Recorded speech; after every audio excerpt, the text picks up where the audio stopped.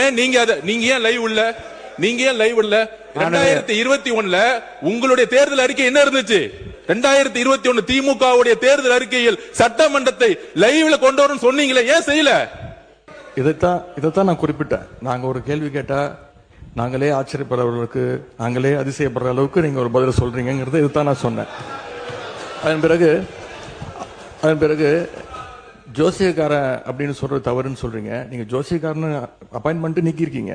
ஜோசியங்கிற வார்த்தை ஒன்றும் தப்பான, ஜோசியக்காரங்கிறது தப்பான வார்த்தை கிடையாது. லைவ் திமுக ஆட்சியில் தான் முதன் முறையாக நாங்க தேர்தல் அறிக்கையில சொன்னோம், கேள்வி நேரத்தை முதலையாக லைவாக ஒளிபரப்பு செய்தது நாங்க. இப்ப இந்த கேள்வி நேரத்தையே எடுக்க முடியாத நிலைமையில தான் இன்னைக்கு இந்த அரசு நடந்துகிட்டு இருக்கு. நேரலை நாங்க செய்யவில்லை அப்படின்னு சொன்னாங்க. சட்டமன்ற வரலாற்றிலே முதன் முறையாக நேரலை செஞ்சது திராவிட மாடல் அரசு, எங்களுடைய தலைவர் அவர்கள் தான். கேள்வி நேரம் ஒவ்வொரு நாளும் 1.5 மணி நேரம் 10 கேள்விகள் எடுக்கப்பட்டு அனைத்து எதிர்கட்சி தலைவர், அப்ப இருந்த அண்ணா திராவிட முன்னேற்ற கழக உறுப்பினர்கள் அத்தனை பேருக்கும் வாய்ப்பு கொடுத்தது எங்களுடைய தலைவர். அது லைவ் செய்யப்பட்டது.